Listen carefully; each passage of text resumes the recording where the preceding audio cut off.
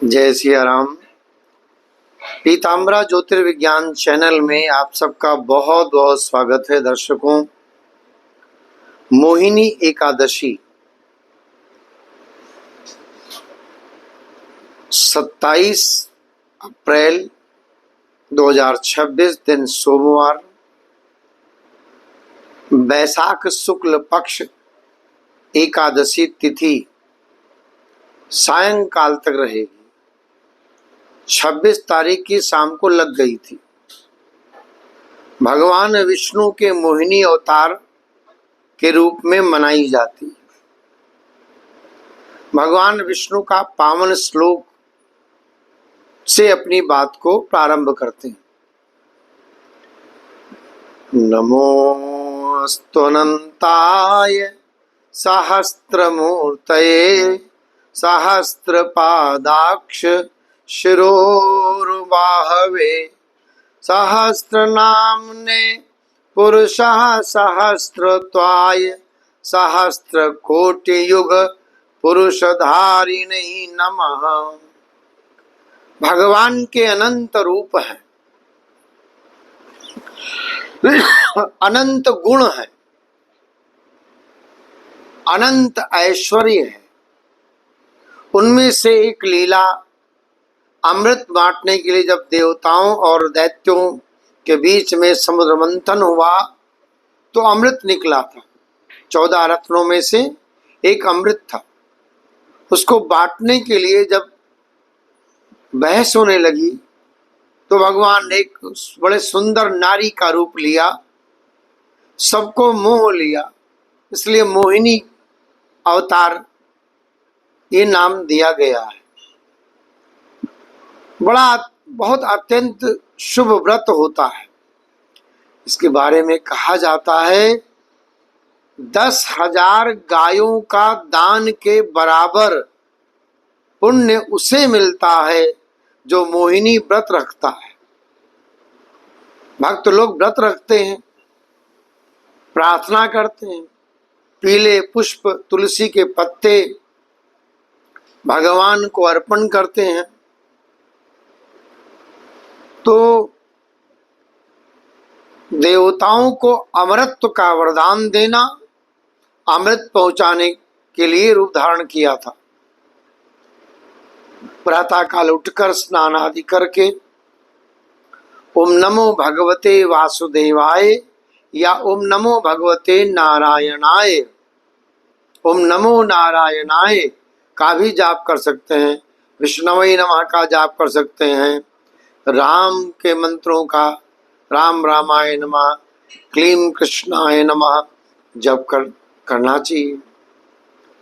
तो व्रत रखने में नियम क्या है कि अनाज का सेवन नहीं करना है। कुछ लोग निर्जल व्रत रहते हैं, कुछ लोग फल और दूध पर रहते हैं। इस दिन की एक कथा है। एक राजा थे धनपाल। उनके पुत्र की दृष्ट बुद्धि की कथा का पाठ भी लोग करते हैं। तो इस व्रत के पालन करके अपने पाप में जीवन से मुक्त हो जैसे हुए थे ऐसे लोग हो जाते हैं। तो वर्तमान और पूर्व जन्मों के पापों कष्टों से मुक्ति दिलाने में ये व्रत सहायक होता है। हमने कथा नहीं कही, कथा बहुत लंबी है और कथा का सार यही है कि जो लोग व्रत रखते हैं उनके पापों की निवृत्ति हो जाती है, ऐसा माना जाता है। भौतिक आसक्तियों को दूर करता है, वैराग्य की प्राप्ति कराता है, मोक्ष की ओर ले जाता है। विशेष प्रार्थना से आर्थिक संकट भी दूर हो जाते हैं, शांति प्राप्त होती है। 26 तारीख की सायंकाल 6:06 से लग गई थी और 27 तारीख की सायंकाल 6:15 तक एकादशी रहे। अब एकादशी के व्रत का नियम एकादश इंद्रियों का व्रत माना जाता है। ऐसा नहीं खाली आप अनाज न खाएं तो व्रत हो गया। नेत्रों का भी उपवास करिए कि हे हरि, हमारे नेत्र आपके ही मंगल मूर्ति का दर्शन करें। अपने हाथों का उपवास कराइए, ये हाथ केवल पुष्प चढ़ाएं, भगवान के मंदिर की सेवा करें। श्रवणम, कीर्तनम, मननम, निधिध्यासनम, अर्चनम, वंदनम, सौख्यम, दास्यम, आत्मनिवेदनम। अपने एक एक इंद्रिय को, पंच कर्मेंद्रियां, पंच ज्ञानेन्द्रियां, 11वां मन, इन एक एक इंद्रिय को भगवान को अर्पण करना है। हरि शरणम, श्री हरि शरणम, हरि शरणम।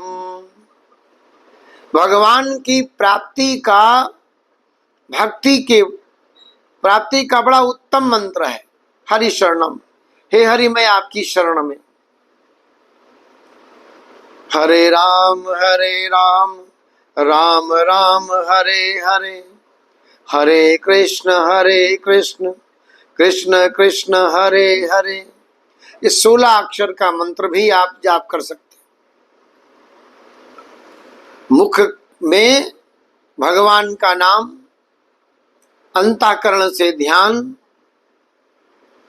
और प्रत्येक पदार्थ में ये मानकर कि मेरे नारायण ही सर्व रूपों में जड़ चेतन में विराजित हैं। इस तरह से सेवा करिए, तभी एकादशी का व्रत बहुत कल्याणकारी हो जाता है। सबसे कठिन व्रत एकादशी का होता है। दशमी के दिन एक वक्त का भोजन, एकादशी में बिना अन्न, और द्वादशी में एक वक्त का भोजन करना चाहिए। और केवल कलिकाल चल रहा है, भगवान के नाम का ही जितना अधिक से अधिक हो सके प्रति श्वास जाप करो। कहा भी गया है कि श्वास श्वास में कृष्ण भजो, वृथा श्वास मत खोई, ना जाने किस श्वास की आवन होए न होए। हर श्वास भगवान को देना है।